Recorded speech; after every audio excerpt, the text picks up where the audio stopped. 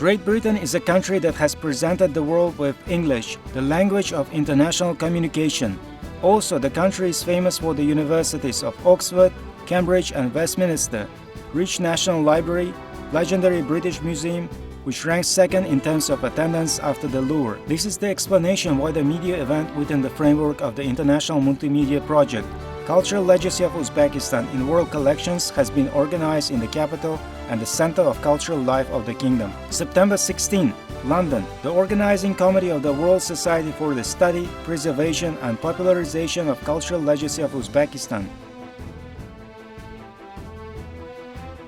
It's worth noting that it's the collections of this museum that are dedicated to the book volume, Sogdian Numismatics in Collection of the British Museum, created by Professor Alexander Naimark and Robert Bracey. In addition, the museum is rich in Central Asian and Uzbek collections, about which a number of documentaries are planned to be shot in collaboration with Uzbek Kino and the British Museum. Participants visited BBC World Service, a place where events always boil. Reporting, broadcasts, documentaries and feature films are created.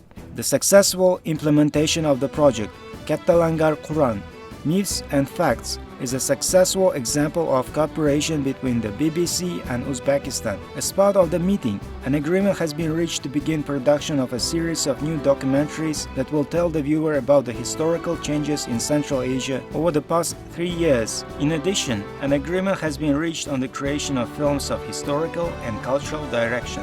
After a fruitful meeting, the group went to the Institute of Archaeology at University College London, where a tremendous work is being done to create a series of multimedia films in virtual reality for a number of historical monuments, in particular Akhsikian settlement.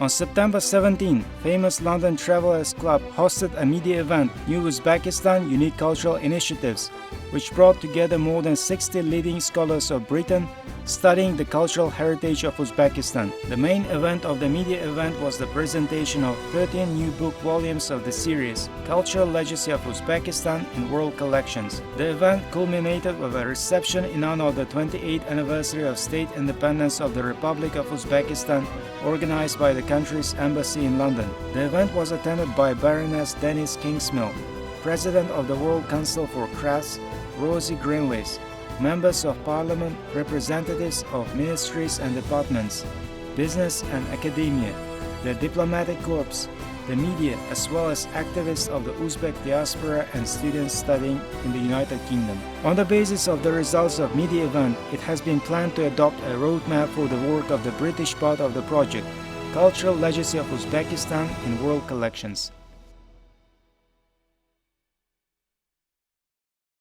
Thank you, first of all, for inviting us. It's a pleasure to be here again. It was a pleasure to be participant of the Congress in Uzbekistan, which was really amazing. Also, thank you so much for giving us the possibility to share this important project and to share this world heritage at the end, because it's world heritage, and we don't have to forget about this.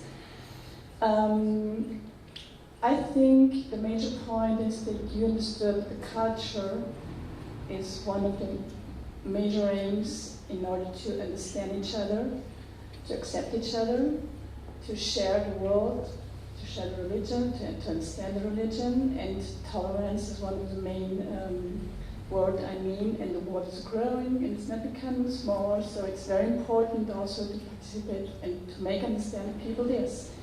And also for us it's very important that books are a long-term media which allows it to transmit a lot of information.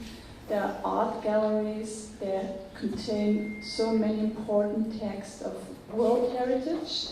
So facsimile editions of books we are doing are like an ambassador of cultural heritage.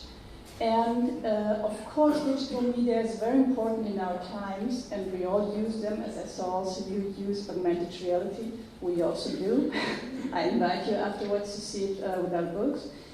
But this short-term media, and we want to have a long-term support in media, which allows us also to study a whole concept. To understand the book, you need to have it in your hands, to touch it, to see the sizes, to see the bindings.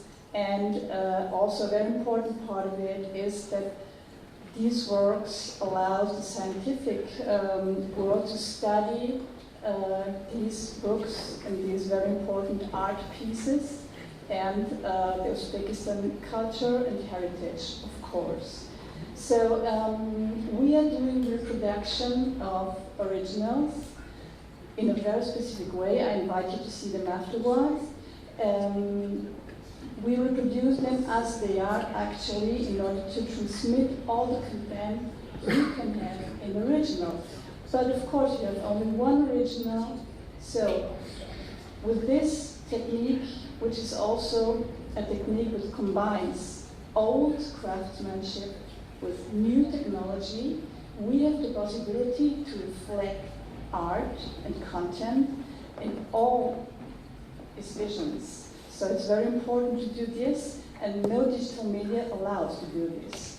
So we want to explain a little bit how the production is, and that you can see that we also want to be like a bridge between the old and new, between the cultures, between the origins, and to transmit the content of this very important heritage to the world. So let's do my colleague Alexandr will explain a little bit the technical details, and then I invite you to see the books, and also I invite you to see the augmented reality, which we do in order to give an additional information for the manuscripts. Thank you, Charlotte.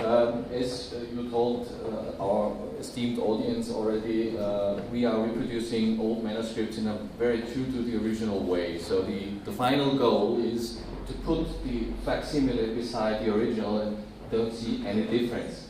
This is our main goal we have. And this includes, of course, a lot of work. A lot of very special and specialized work, and many hours of specialized work, because it's, as you already told us, it's a combination of high technology, modern technology, and old centuries old craftsmanship. Just to give you a few points of how complicated and how difficult it is to make such an edition. It starts with the reproduction of the original. So we're taking photos of each page of the original, and of course the photo is a basic instrument to reach a perfect result. And the better this basic product is, the better the final result will be. So we have a special camera, for example, with 50 megapixel, which allows us to make such photos. We have a special construction, which allows us to put these centuries-old books in a way that they are not endangered. Because this is also a very important part of our work, is to protect the originals, not only to reproduce them, but to protect them. And so we take the photos with great care, so we are welcome, we're still welcome in many libraries around the world, which makes us proud. And so we continue to be very prudent with all these works. Then the second, and this is the most crucial part and the most time-consuming part, is to make the pre-press work. The pre-press work is to prepare these digital files to be printed.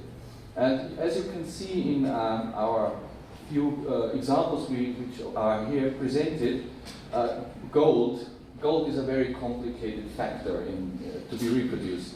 When you're taking a photo of a gold page, gold never looks like gold. It looks black, it looks yellowish, it depends on the light. So each part of the gold, perhaps I can put on the next slide. This is one part of one page we reproduced during the project. This is Hussein Baikara.